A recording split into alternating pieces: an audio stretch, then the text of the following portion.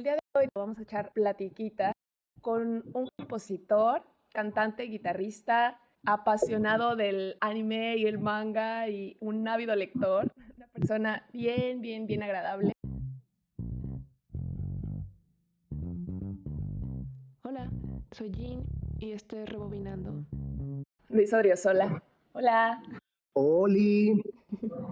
La verdad es que no tengo muy claro, como que me suena que eres del norte, pero la neta no estoy segura. ¿De dónde eres? No, nada que ver. Soy 100% queretano.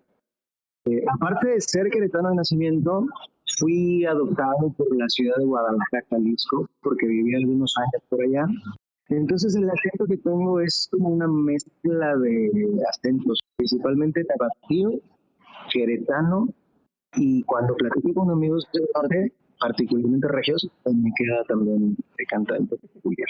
Es lo que pasa cuando uno tiene como el oído sensible, ¿no? Como que un ratito y ¡tap! Luego le captas el acento. El habladito, ¿no? El cantado. Me pasa. Okay. Y pensando que nosotros no conocemos Querétaro, ¿cómo lo describirías? Querétaro es una ciudad preciosa, muy tranquila, que tiene esta peculiaridad que combina perfectamente lo tradicional, ahora le dicen lo barroco, con lo contemporáneo, con la modernidad, con la industria, con la tecnología. Aquí se fraguó propiamente la independencia de México. Entonces, tiene mucho este carácter subversivo, lindo. Hay mucha oferta cultural. La verdad es que es precioso, si no lo conocen, de verdad. Ay, es cierto, no había pensado en eso, que Querétaro tiene esa cuna de la independencia muy clara. Sí, un amigo muy combativo alguna vez me hizo el comentario y me dice, es que ahí en Querétaro fue el lugar donde fusilaron al último emperador que quiso sobreponer en el poder, ¿sabes? Y la verdad es que sí fue como una reflexión fuerte, porque sí. ¿Y cómo fue crecer ahí, en Querétaro? Fíjate que curiosamente no crecí en Querétaro. O sea, yo nazco aquí y después, por ondas del trabajo de mi papá, nos fuimos a vivir, si mal no recuerdo, Juana, viví algunos años, era yo mucho. Y después vivimos otros tantos años en la Ciudad de México. La verdad es que la infancia que tuve, ahora que la recuerdo, fue una infancia maravillosa, llena de todas las cosas que quise, inclusive más de lo que quería quererlo, lo tuve. Fui muy feliz. Obviamente esto provocaba que fuera un cretino, o porque fui tremendamente consentido por mis papás, porque aparte de... Entonces, fui un niño muy consentido, muy feliz, y en algún punto, yo me imagino, para los adultos debía haber sido insoportable, pero viajes de los que puede ser menor de edad. Eres hijo único, ¿no? No, tengo 5 hermanos. Okay. 4 hermanos. Ando perdida. Un poquito nada más. Tengo 4 hermanos y una hermana. Todos mis hermanos tienen oficios, pues digamos, de gente normal. O sea, tengo un hermano que es arquitecto, otro que es ingeniero civil, otro que se dedica a los bienes raíces.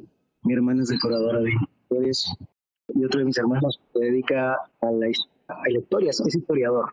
Le gusta mucho esta onda de la arquitectura de cosas y venta de antigüedades. Es bien interesante. Y el único que salió oveja negra en el sentido de que pelan esas ondas. Ya. Ok, y ya que me estás contando un poquito de tu infancia, ¿qué te gustaba hacer cuando tenías 9 o 10 años? Uy, obviamente a esa edad yo quería ser, como todos los niños, futbolista profesional. Me encantaba el fútbol. Me acuerdo de esas tardes interminables que te hacían largas, porque vivías en el momento presente con tus amigos jugando, y realmente cuando llegas a adulto te das cuenta que realmente jugabas de las 4 de la tarde a las 6:30 y se te hacía muchísimo porque estabas en tu televisión con lo que hacías. Me gustaba mucho ver caricaturas, me gustaba mucho los videojuegos. Ahí fue cuando me di cuenta que me gustaba la lectura. porque el primer libro que tuve me lo compraron en un supermercado, me acuerdo. Me gustan mucho unas películas de terror y todo eso. Entonces vi en un supermercado un libro que tenía un hombre lobo en la portada y me lo compraron, estaba en descuento. Creo que eran 20 pesos de aquellos años. Y ese fue el primer libro que tuve, una novela. Y a partir de ahí me empecé a clavar de los libros. Ahorita que dices eso del momento presente cuando uno es niño, ayer justo estaba escuchando a una chica que hablaba de neuroplasticidad del cerebro y decía como que había algunos estudios recientes de que la neuroplasticidad no es exclusiva de la infancia, porque hay esta idea como de que el cerebro de los niños es súper absorbente y decía que es más por los hábitos, porque cuando uno es niño todo te sorprende, estás disfrutando el momento, no estás estresado, no, muchas cosas que hacen que el cerebro esté todo el tiempo conectando y todo, y que en realidad no es algo como que de adulto pierdas, sino que es más bien una cuestión de tus hábitos. Está bien interesante. Y entonces los libros llegaron de sorpresa. Sí, llegaron de sorpresa. Los libros, vaya, con solamente, ¿no? Porque también me gustaba mucho los cómics, las historietas y todo eso. O sea, también obviamente lo leía todo. Ahí fue también cuando descubrí el manga. Entonces, justo te iba a preguntar eso, como la preguntita para Luis. Porque es mucho más común que de niño te interese las caricaturas japonesas, ¿no? Pero no es tan común que en algún momento te intereses por leer los cómics, los mangas de las series que ve uno, pero tú sí. Sí, lo que pasa es que cuando éramos niños, nosotros veíamos solamente caricaturas. Creo que no hacíamos la distinción de cuáles eran americanas, cuáles eran japonesas, cuáles eran francesas. Simplemente veíamos caricaturas. Ya de repente, cuando el tiempo pasa, es cuando te das cuenta y dices, ok, estas vienen de Japón. Y aparte, son caricaturas muy viejitas. Por ejemplo, nos llegaron a nosotros caricaturas a los años 90. En Japón se emitían a finales de los 70, por ejemplo, o mediados de los 80. Entonces, cuando te metes en este mundo y te das cuenta que realmente las caricaturas se hacen porque los mangas tienen éxito, o sea, nace primero el manga, es cuando dices, a ver, quiero ver lo que yo ya vi en, animado en la tele, quiero ver cómo se ve en papel. Y es cuando te das cuenta que las caricaturas para tele muchas veces es una adaptación, o sea, no es linealmente la historia del manga. Entonces también es bien interesante porque es conocer un mundo nuevo, o sea, que sea una historia y personajes que te conocen. En el manga a lo mejor suceden otras cosas o llegan a la misma conclusión a través de otra operación y es súper, súper interesante.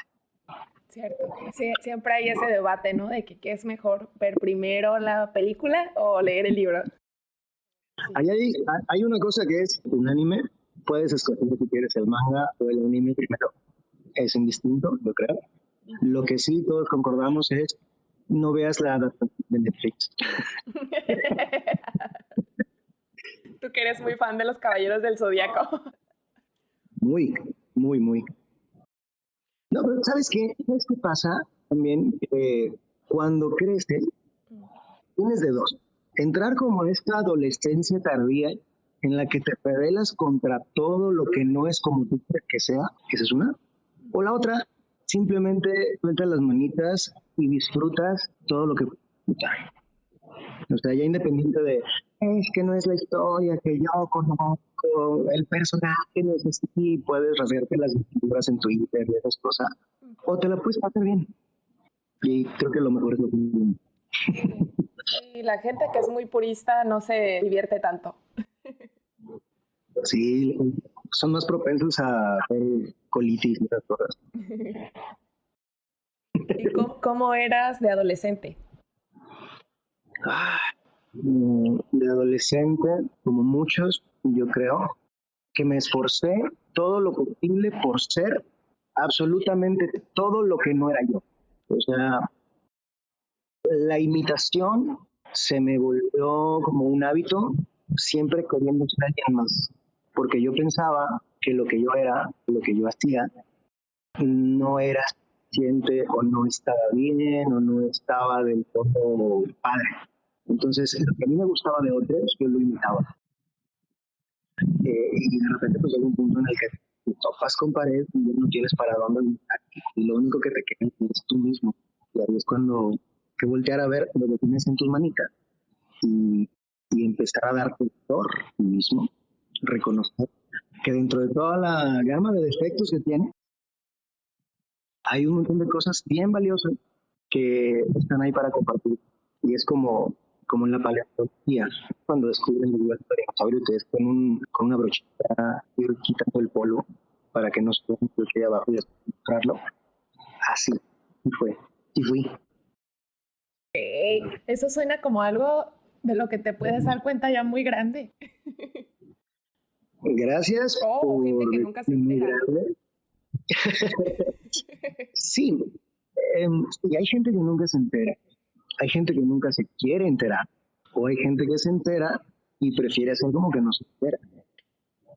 Porque a fin de cuentas lo más sencillo pues es poner los pies en el piso y asumir eso. Eso es lo más sencillo, pero es tan sencillo que para mucha gente es complicado. No sé si me entiendes. Sí. Sí, no. Es como cuando tienes bronca, por ejemplo, con alguien. Lo más sencillo es lo frontal, es llegar, preguntar, comentar y platicar de lo que pasa, de lo que crees que pasa. De esa manera llega un consenso, un diálogo y puedes solucionarlo. Pero muchas veces para mucha gente eso representa un problema porque huyen del conflicto.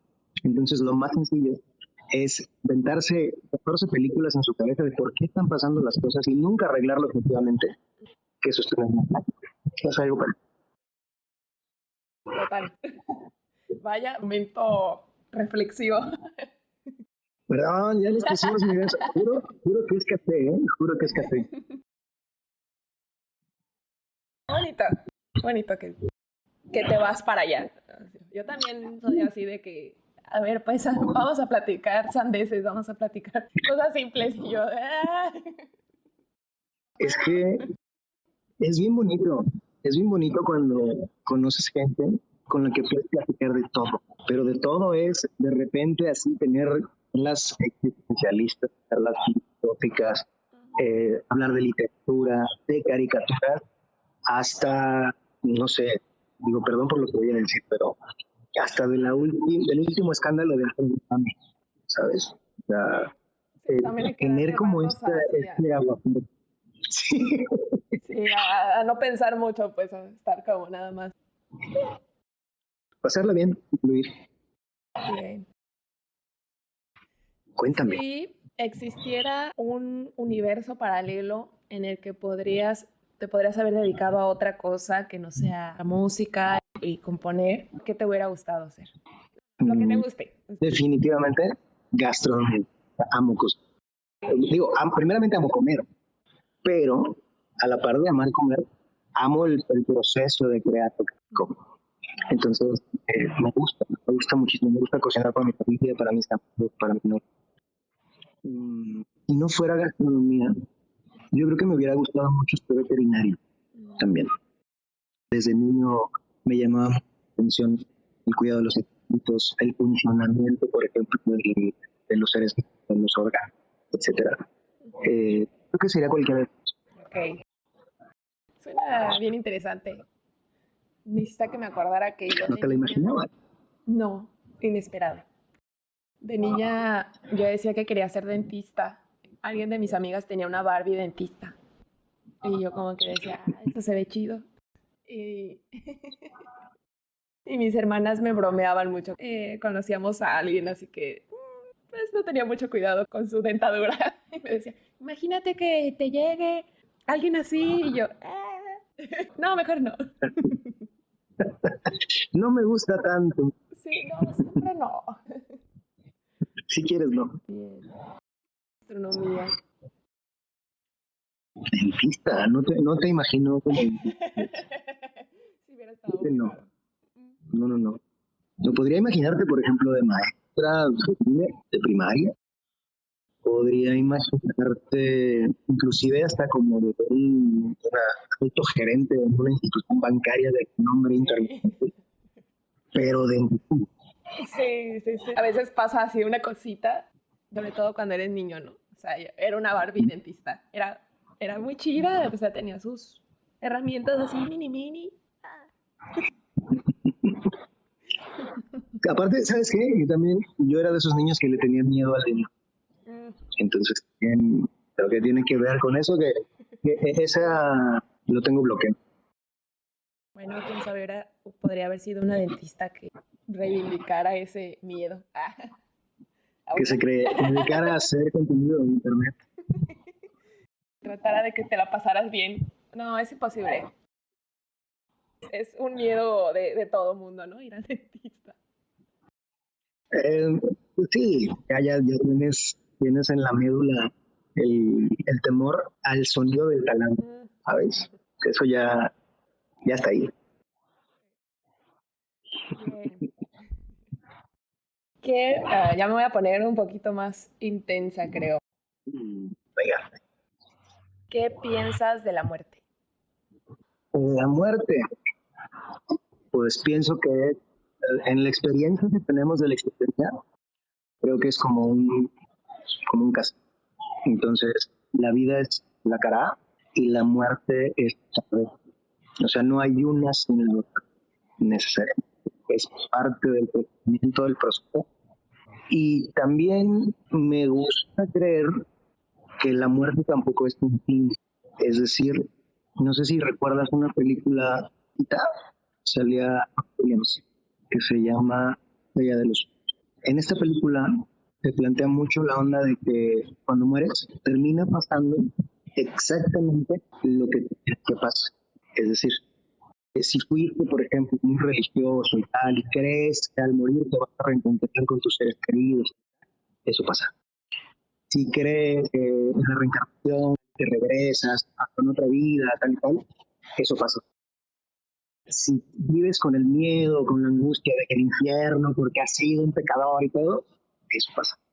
Eso, a fin de cuentas, es una cuestión creadora del ser humano.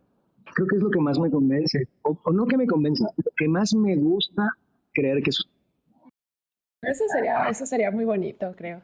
Bueno, para algunos no, pero bueno, es parte de... Me gusta esa idea, porque creo que en algunos momentos de la vida lo he confirmado, de que uno va creando lo que quieres. Es demasiado, a veces hasta da miedo cuando te pasan cosas que estabas queriendo que se materializaran. Esto de la manifestación y toda esa onda media esotérica, pero hay veces que sí dices, uy, tengo que tener cuidado con lo que deseo, vaya. Sí, fíjate que justamente de que comentas eso de la cuestión, uno de los amigos que más admiro, un artista increíble, se llama Waldo. Estábamos en La Habana y le platiqué circunstancias que me han pasado, que de alguna manera muy curiosa, las cosas que he querido que pasen, o sea, no suceden en el momento, pero sí atraigo gentes que propician que sucedan encuentros, acercamientos, tal. Y él se ataca de la risa, se me queda viendo, voltea y me dice, es que tú haces que sucedan tus propias sorpresas. O sea, tú te sorprendes en ti mismo.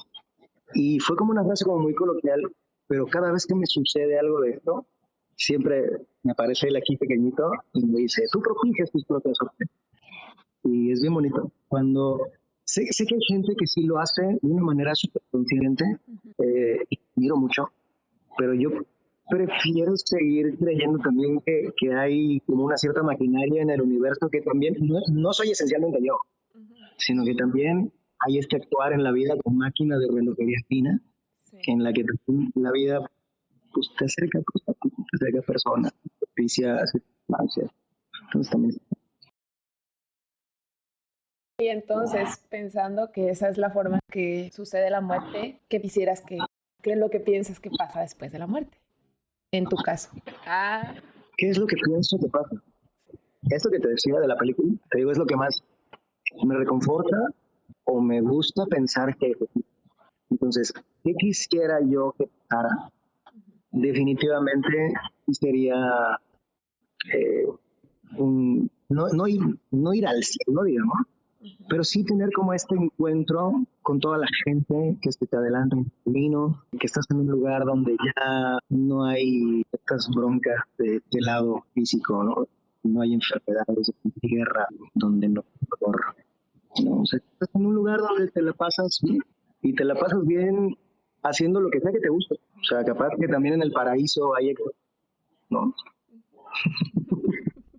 Sí, justo todo ayer estaba viendo la película de Gato con Botas, la última que es como el último deseo o algo así se llama.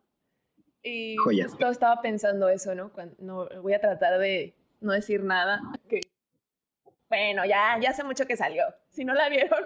No cuenta como spoiler. Sí.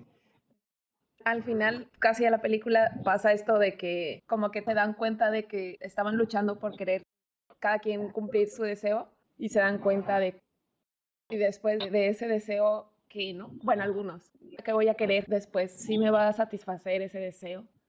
Y yo me quedé pensando en eso, ¿no? Como si me ofrecieran un último deseo, no sé qué pediría, porque así como no desear nada más, tal vez, porque sí, ¿no? O sea, justo eso creo que es algo como de la naturaleza humana, el siempre buscar algo más y que de eso se va tratando luego la vida, ¿no? O sea, sí, bueno, estaba deseando tener 1 millón de pesos y ya lo tienes. Y ahora ¿cómo se siente? ¿Te va a durar ese gusto? ¿Cuánto tiempo? ¿O qué?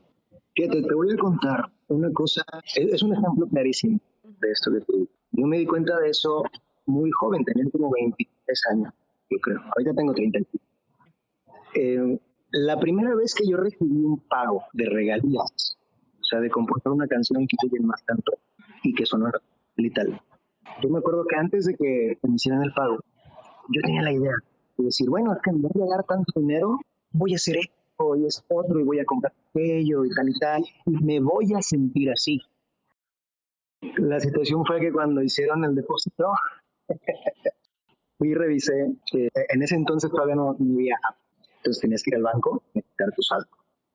Entonces, revisé el saldo, cuando ya vi los numeritos en la pantalla, fue como una especie como de decepción, porque yo pensé que me iba a sentir mejor, ¿sabes? O como que iba a ser algo como, no sé, como como cuando eres Mario y te comes un honguito y te haces más grandote. O sea, pensé que iba a ser algo como muy evidente. Y fue así como, me siento exactamente igual. O sea, no he cambiado nada. Al contrario, creo que hasta me aburrí más. Entonces, es justo eso. De repente te la pasas cansándote a veces, buscando, persiguiendo muchísimo algo que dices, crees, sientes que quieres. Pero en el momento en el que lo tienes, es como, pues ya lo tuve, qué padre, y te volteas al otro lado, ¿no? Como ardilla. Es como así. De ahí la importancia de agradecer y de valorar lo que ya tienes. Ese es un secreto bien interesante, porque me salió en una de estas citas de Instagram, ya sabes que es como la imagen con una frasecita en medio, nada, que decía algo así como, recuerda cuánto tiempo estuviste rezando por tener lo que ahora tienes. Entonces, eso fue un shock. Así de, sí, cierto. O sea, hace 5 años, hace 2 años, hace 10 años, yo quería, esto lo logré, yo quería conocer la tal, yo quería tal. Entonces, agradecer y valorar. Yeah. Yo creo que como que sí tengo una parte muy, muy fan, por ejemplo, de Jorge Drexler. Yo así como que todo lo que diga Jorge Drexler, sí, aprobado. Como ya una actitud muy fan, creo, de mi parte. Y antes como que soñaba así como, ay, lo quiero conocer, lo quiero conocer. Y ahorita pienso, ¿para qué lo quiero conocer? O sea, lo que conozco de él me gusta mucho. No me interesa saber tanto cómo es como persona porque al final, justo, ¿no? O sea, te puede quedar como con la sensación de que inflaste mucho algo y te decepcionas, como que la justa ecuación, ¿no? Para decepcionarte. Y pienso, si pasa, porque creo que va a pasar, porque pues, a mi alrededor lo conoce y creo que en algún momento los caminos van a llegar a que lo conozca. Ya no tengo esa sensación de, ah, así como, eres la mejor del mundo, no sé, soy muy fan. Como que ya digo, bueno, obviamente está muy chido pensar que la gente es auténtica y está chido, pero también te puede pasar eso, ¿no? Pues es lo de la persona y el perfil, Ujú, ¿no? O sea, justamente de repente tú crees que la persona va a ser igual al personaje y a ti lo que te gusta es el personaje. ujú, Entonces de repente a lo mejor puede pasar que la persona es distinta ujú, al personaje. ujú, Y ahí es cuando está la decepción porque es, es que yo esperaba que fuera y termina siendo otro. Entonces, sí, es algo que pasa súper bien. A mí me pasa, fíjate, con Joaquín Sabina, muchísimo. ujú, O sea, tanto eso de que tienes tú, que dices, lo que diga Joaquín Sabina va, y es ujú. así. Sí. Este, y de repente sí también me ha pasado. Pasó hace poquito con un amigo que dice, ¿quieres que te consiga el teléfono de Joaquín Sabina para que hables con él? Y le dije, no. O sea, porque no vas a saber qué decir. Esa es una. Sí. O dos, también me conozco en modo fan y soy insoportable. Entonces, tampoco quiero llegar a ese punto, ¿no? Eventualmente sé que sucederá también. Y la verdad es que cuando suceda, creo que va a ser de la manera más natural posible. Entonces, prefiero que así. Verán nuestra plática y dirán, míralos, todos chistositos. Estamos, digo, no me gusta la palabra, estamos decretando que van a pasar cosas. ¿Qué es eso de ti que te gusta como mucho y quisieras nunca perder? Eso de mí que me gusta mucho y quisiera nunca, el sentido del humor. Y eso sería principalmente, yo creo que la capacidad de burlarme de mí mismo. Me quité de un montón de broncas cuando aprendí a burlarme de mí mismo. Y al mismo tiempo, esto va a sonar muy feo, espero no se saca de contexto, pero al mismo tiempo creo que gané autoridad moral para burlarme de los demás, pero eso es punto y aparte. Principalmente es quitarme de conflictos y de complejos conmigo, siendo capaz de burlarme de absolutamente todas las cosas que me pasan, de las cosas o las cosas negativas. Creo que si no nos tomáramos la vida tan en serio, estaría mucho más para. Te la pasas. Ahorita que dices eso, me costó mucho trabajo soltarme a hablar inglés aquí, porque yo ya había hablado inglés en otro país, que era como el único idioma que podíamos emplear, entonces como no era gente que pues era su primer idioma, no me causaba nada como hablar, como entendíamos. En Estados Unidos me cuesta mucho trabajo porque hay hispanos. Y nosotros somos los que somos súper juzgones entre nosotros. O sea, un gringo intenta hablar español y está chido como lo haga, como que dices, pues está chido. Pero si es al revés, nosotros, ellos no creo que tanto. No me ha tocado, pues. Me tomo muy en serio eso, ¿no?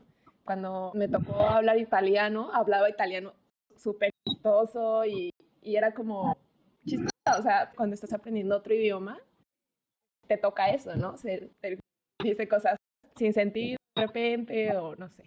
Y estaba bien con ese papel que me tocaba en ese momento, pero con el inglés me cuesta más decir, pues está padre, o sea, que se la curen y que se diviertan, o sea, al final, ¿cuál es el problema? Y me costó mucho Sí, trabajo soltarme. claro, porque justamente tienes esa idea preconcebida, ¿no? De, yo debo hablar así. O te han hecho creer que si no hablas así, estás hablando, por ejemplo. Y al contrario, la verdad es que las personas de otros países, cuando intentas hablar su idioma, aunque lo hables mal, son muy amables. Te dicen, oye, hablas bastante bien. A veces no es cierto. Y yo nunca me he encontrado con gente que te corrija por hablar mal tu idioma. Al contrario, es como un gesto como de agradecimiento que lo intentes, aunque lo hagas mal. Y hasta como te continúan con la plática. Normal, sin juzgarte, sin hacerte algún comentario o como hiriente o como no, la verdad es que no. Y qué padre que te hayas soltado también, Sí. porque dentro de tu soltura, me encantó eso muchísimo de tu primer episodio de Rebobin. El hecho de soltarte, de permitirte compartir con la gente todo lo que piensas, todo la manera que ves el mundo, tal, que ya lo hacías mucho en Twitter, que eso me gusta. Pero está bien padre, que ya no tengas esa atadura y lo que pasa. Sí, sí, sí. Así se siente más suavecita la vida. Es mucho más. ¿En qué está tu energía en este momento? En este momento, mi energía está en producir, en hacer música, en arreglar canciones mías y de otros artistas, en leer, en acordarme que aunque me guste que las cosas estén bien hechas, no me gustaría decir que soy perfeccionista porque creo que estoy muy lejos de eso, pero sí tengo como percepción un poquito de no voy a publicar nada hasta que no esté perfectamente hecho, ejecutado, cantado, mezclado, etc. Y tengo que hacer énfasis en acordarme que las cosas fluyen. Entonces, no todo tiene que ser perfecto. A veces las cosas tienen que pasar y tienen que salir y tal cual. Ayer, por ejemplo, hice un live en Instagram, Super Express, que solamente para, con la poquita gente que se conectó, compartir una canción, a ver qué les... Y terminé la canción, que les pareció tal y tal, y esto. Ah, perfecto, voy a hacer esta dinámica. Y a la gente le encantó. Entonces, se me hizo padre. O sea, ese hecho de compartir las costuras de una canción recién hecha, me gustó mucho. Eso, en eso estoy. Un buen camino. Esperemos que sí. Y vamos a empezar a aterrizar. Vamos a regresar un Bien. poquito a la parte de creer. ¿En qué crees? ¿En qué creo? Hablamos teológicamente. Lo que se te venga a la cabeza primero. No te quiero predisponer. Ah, ok. Lo que se me venga a la mente, que obviamente se me viene a la mente pues, religiosa. Claro. Crecí en una familia católica, apostólica y romana, como buena provincia, y llega una edad en la que empiezas a preguntar cosas. Y si tienes un carácter curioso, pues te va a llamar la atención que no te contesten las cosas. Y yo me acuerdo, por ejemplo, que la primera pregunta que hice, aparte me fue muy mal preguntar, porque lo pregunté en catecismo. Pregunté si Jesús había tenido novia. No me fue Casual, bien. ¿no? Sí, no me fue bien. O sea, para mí fue una pregunta normal. El tema es que obviamente cuando uno crece, hay cables que no terminan de embonar en el estado. Entonces te empiezas a buscar, lees, experimentas, platicas con, te acercas a personas populares. Y sí creo, definitivamente, que hay algo superior a nosotros, definitivamente. Y es eso, o sea, no lo defino tampoco como una entidad morfa, no lo defino como guía tampoco porque me hace articularlo de una forma, es algo que está, es algo que está ahí y de lo cual creo que también nosotros somos parte fundamental. O sea, somos un pedacito de eso que es, y eso que es como el absoluto de lo que nosotros somos un pedacito. Creo que uno de los mitos más fuertes y más grandes en los que estamos inventados, que es la culpa, creo que es más invento de nosotros que algo que realmente existe. Y pues soy feliz en creer en eso, que hay algo superior que no nos observa, eh, está haciendo al mismo tiempo que nosotros somos. Ay, ya nos pusimos muy profundos. Con esa pregunta es difícil que no se vaya uno. ¿Para dónde te va? Sí. Dicen los que saben que hay que irse pronto. Y pues sí, pero muchas veces lo que piensas o lo que sientes, lo que experimentas, es difícil explicarlo con palabras de adentro. Ya que estábamos con lo de la muerte, pensando que exista esta posibilidad de que uno viva otra vida, si pudiera ser un color, ¿qué color serías? Negro, el negro, el negro, porque yo creo, el negro me relaciona muchísimo a la noche, a la oscuridad, y la oscuridad es el marco perfecto para que exista luz. Es decir, la oscuridad siempre va a ser el telón de fondo de la luz. Si estás en un lugar totalmente oscuro y a la mitad de ese lugar totalmente oscuro donde no puedes ni siquiera ver tus dedos y te lo tienes aquí enfrente, prendes algo tan pequeño como un cerillo, la luz va a lucir hermosamente. Entonces me gusta mucho la oscuridad por eso, no por la parte negativa, sino porque es el telón de fondo perfecto para la luz. Claro. Bien. Si fueras un animal. Un lobo.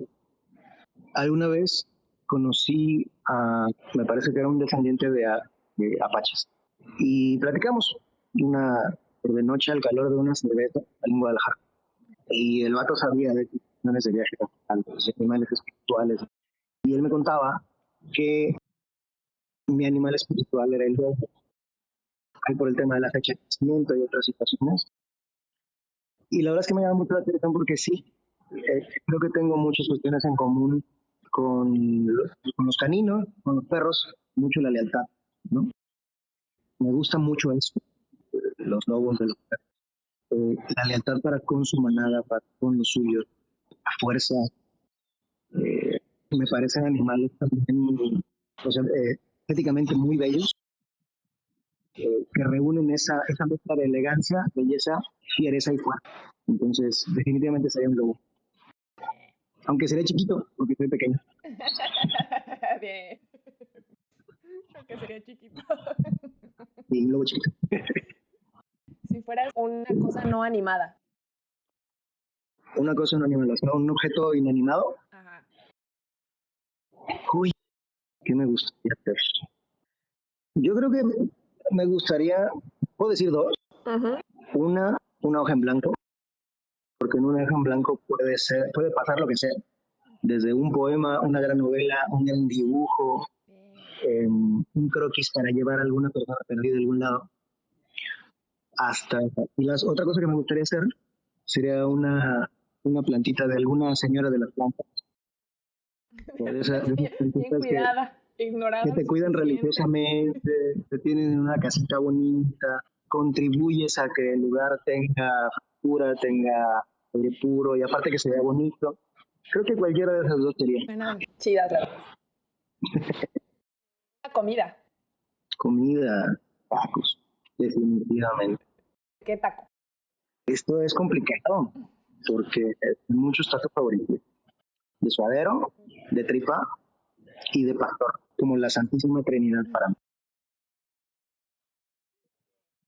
¿Y un lugar? ¿Qué lugar te gustaría ser? Un lugar. Fíjate que durante mucho tiempo me gustó muchísimo el mar, la playa, un lugar así como Cusco.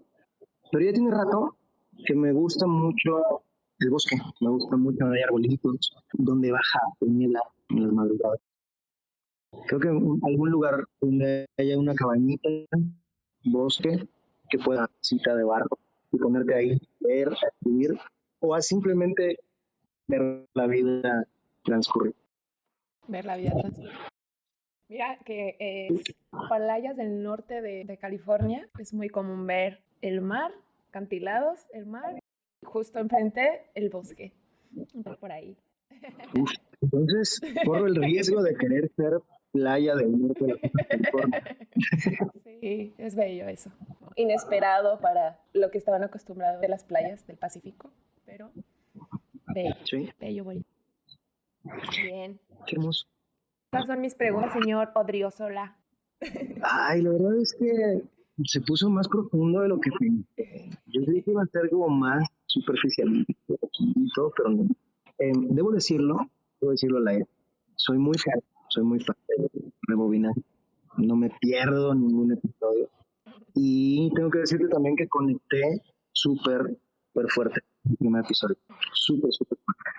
Porque me resonó absolutamente todo con todo lo que platicaste. Justamente en este momento de mi vida. Lo mismo. Muchas gracias. Qué chido. Justo esa era la intención. Sabía que debería haber muchas almitas por ahí que eran justo transitando eso. Sí, somos muchos, sin duda. Chido. Bien, muchas gracias. Estuvo bien interesante conocer más. Gracias a ti. Nos vemos a la próxima.